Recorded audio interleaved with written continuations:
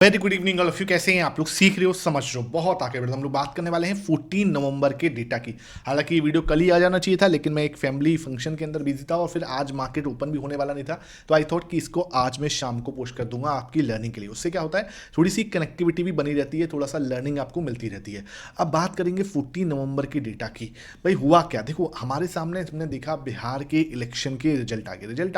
Result आया sir, कौन बना? एनडीए की गवर्नमेंट फॉर्मेशन हो गया। एनडीए गवर्नमेंट फॉर्मेशन होने के बाद मेजोरिटी से हुआ, ऐसे भी नहीं कि हाँ कोई ऐसे हुआ, मेजोरिटी फुल मेजोरिटी के साथ में बना है, कोई भी इसमें ऐसा भी नहीं है कि हाँ कोई दिक्कत है। दूसरी चीज़ क्या है, स्टेट गवर्नमेंट, जो हमने बताया स्टेट गवर्नमेंट और सेंट्रल गवर्नमेंट दोनों ही सेम है, इसलिए मार्केट किसको कैसे ले सकता है, पॉजिटिव ले सकता है। इसलिए मैंने आपको क्या है, प्राइस एक्शन समझा चुका था कल शाम वाले 5 बजे वाले सेशन के अंदर। ठीक है, अब हम डेटा से डिकोड करने की कोशिश करते हैं कि डेटा मुझे क्या इशारा कर रहा है। आराम से समझेंगे 14 नवंबर का डेटा, इसलिए वीडियो को लाइक कर दो। इस टाइप का लर्निंग सेशन डेली लेके आता हूं। और ट्रंप ने भी कुछ किया है, कुछ बड़ा किया है ट्रंप ने, उसको भी अभी बीच में ही डिस्कस कर लूंगा, इसलिए वीडियो को आराम से तसल्ली से देखना।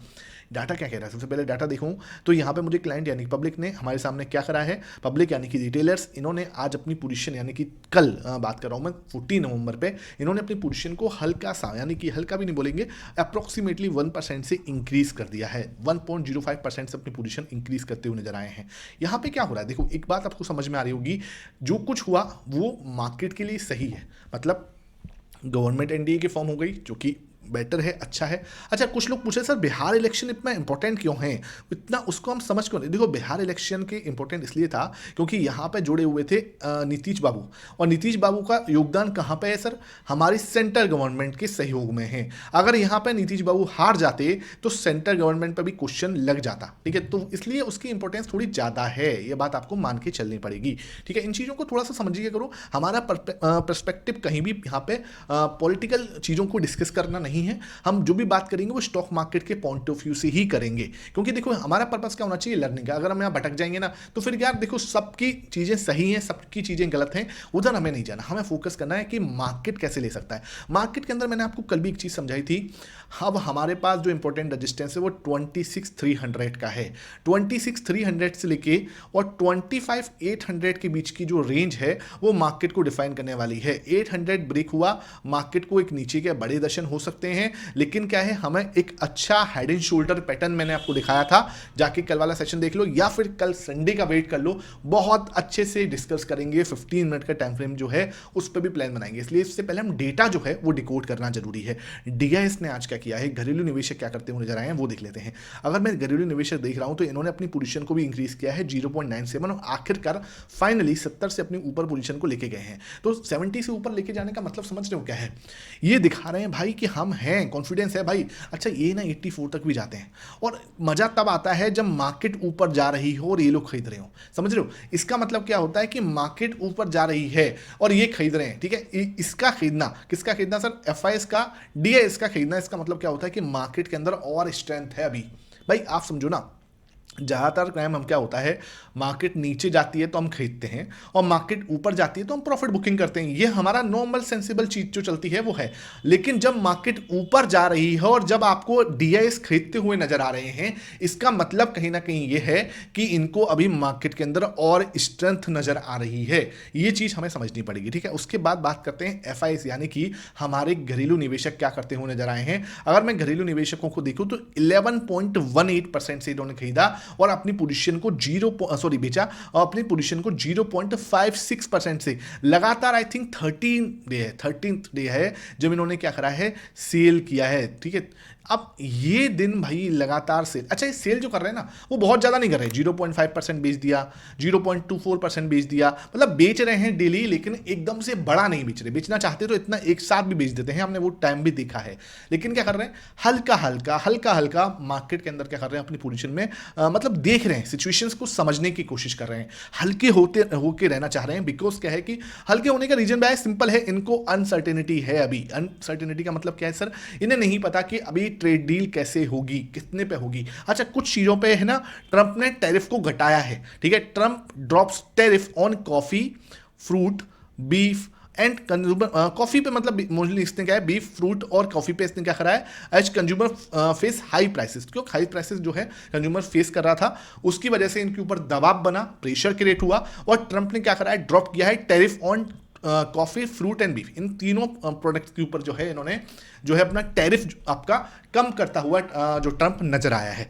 अब भाई ठीक है, इनका क्या है, ये हमेशा से यू टर्न के स्पेशल रहे हैं, बहुत टाइम हमने इनको यू टर्न मारते हुए देखा है, तो कोई पता नहीं है कि यार ये जो ट्रेड डील है ना वो 15% के पास में कर ले। अभी इन्होंने स्विट्जरलैंड के साथ भी ऐसा ही किया कुछ, ठीक है, बड़ा सा टैरिफ लगा रखा था, बाद में जाके 15% पे अभी इनकी शायद कल या परसों जाके डील कंप्लीट हो गई है, तो वो भी एक अच्छा न्यूज वहां से निकल के आ रही है। अच्छा, एक बड़ी न्यूज जो है वही समझनी पड़ेगी, मूडीज जो इनकी रेटिंग कंपनी है, मूडीज जो आप जानते हैं ना, इनकी रेटिंग कंपनी है जो कि आपका अमेरिका बेस है, वो कह रहे हैं कि no major impact on Trump tariff. किस पे कह रहा है, कोई मेजर इंपैक्ट नहीं पड़ेगा ट्रम्प टैरिफ का, इंडिया का जो फास्टेस्ट ग्रोइंग मेजर इकोनॉमी बनेगी। भाई ये क्या कह रहे हैं, India to be the fastest growing major economy, ठीक है, तो ये बोल रहे हैं भाई ये क्या कर रहे हैं, सक्सीड इन रीडायरेक्टिंग एक्सपोर्ट। तो भाई ये क्या कर रहे हैं, हमारे इंडिया ने क्या करा है, इंडिया ने कहीं ना कहीं एक्सपोर्ट अब सिर्फ और सिर्फ अमेरिका पर डिपेंड नहीं रहा और अलग तरीके से अपना मार्केट को डाइवर्सिफाई कर दिया है। तो ये चीज मूडीज जो है पहचान गए और वो बोल रहे हैं कि भाई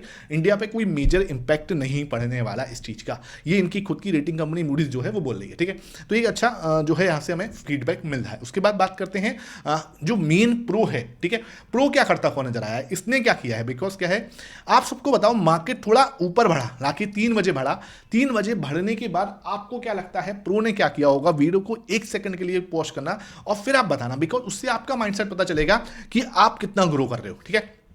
अब मैं आपको बताता हूं, प्रो ने भैया जितना मुझे समझ में था, मुझे भी पता था ये चीज, तो प्रो ने भाई यहां पे सीलिंग की, लेकिन बहुत बड़ी सीलिंग नहीं की, 2.41% का काटा है, लेकिन बहुत बड़ा नहीं काटा, ठीक है, अभी भी अपनी पोजीशन पे 55% के ऊपर है। मैंने आपको क्या बोला है, जब तक कि 50 के ऊपर है मैं बिल्कुल भी टेंशन मुक्त हूं, मुझे कहीं भी कोई टेंशन नहीं, 50 के ऊपर है मुझे कहीं भी टेंशन नहीं लेनी, 50 के नीचे आएगा देन ओनली मैं सोचूंगा कि अब बहुत ज्यादा अपसाइड हो, उसकी संभावना कम हो जाती है। समझ रहे हो क्या है, मैंने 21 अक्टूबर से मार्केट गिर रही थी और हम वहां से प्रो आपका खरीदता हुआ नजर आ रहा था, और अभी तक इसने 2.47% जो है 30 नवंबर को भी खरीदा था, तो इसने अब बेचा है कितना, 2.4% बेचा, बहुत ज्यादा नहीं बेचा।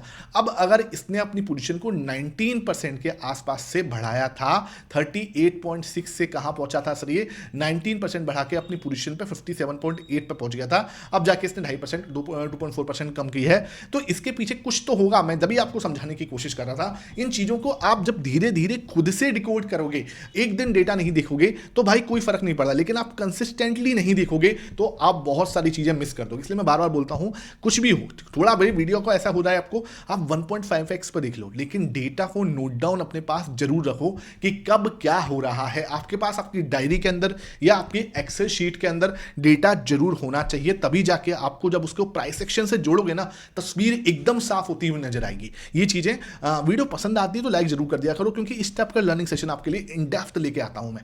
अब बात करते हैं कैश मार्केट में क्या हुआ है। लगभग 4,968 करोड़ की बिकवाली, एक बड़ा आंकड़ा जो है बिकवाली का कैश मार्केट में एफआईएस की साइड से आया जब हमें इलेक्शन के रिजल्ट आए, ठीक है।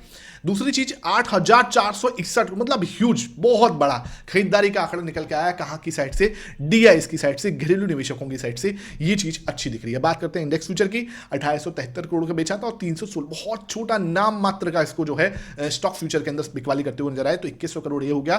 तो मोटा मोटा देखा जाए तो लगभग 7,000 करोड़ की एक नेट सेलिंग जो है आपके एफआईएस करते हुए नजर आए 14 नवंबर, यानी कि बिहार इलेक्शन के रिजल्ट के दिन। तो ये चीज हमें समझ में आ रही है, जिसके सामने नेट आप देखोगे तो 8,461 8,461 करोड़ की खरीदारी डीआईएस, यानी कि धमाकेदार बड़ी खरीदारी जो है यहां पे करते नजर आए हैं हमारे डीआईएस। तो ये चीज अच्छी दिख रही है, कॉन्फिडेंस को बढ़ाने वाली दिख रही है। आप देखो निफ्टी पिछले 2 दिन से, इससे पहले 30 नवंबर को आप देखोगे कुछ भी नहीं बढ़ा निफ्टी। भाई क्लोजिंग बेसिस पे क्या फर्क पड़ रहा है, कुछ भी नहीं पड़ रहा। 25,900 के रजिस्टेंस को बस वो देख रहा है, समझ रहा है, ठीक है, इस पर टाइम स्पेंड कर रहा है 25,900 से लेके 25,800 की रेंज में। पिछले 2-3 दिन से बस इसी रेंज में है क्लोजिंग बेसिस पे। आप देखोगे तो इसके ब्रेकआउट के बाद ही आपको नेक्स्ट रजिस्टेंस मिलेगा 26,300 का, नीचे आपको तुरंत सपोर्ट मिल जाएगा 25,700 का, इसके बाद ही आपको कोई मेजर ब्रेकआउट या ब्रेकडाउन देखने को मिलेगा, ठीक है, इनके बाद ही आपको कोई मेजर ब्रेकआउट या ब्रेकडाउन देखने को मिलने वाला है। आई होप ये सेशन समझ में आया, वीडियो पसंद आई है, लाइक करना, शेयर करना। Thank you for watching it.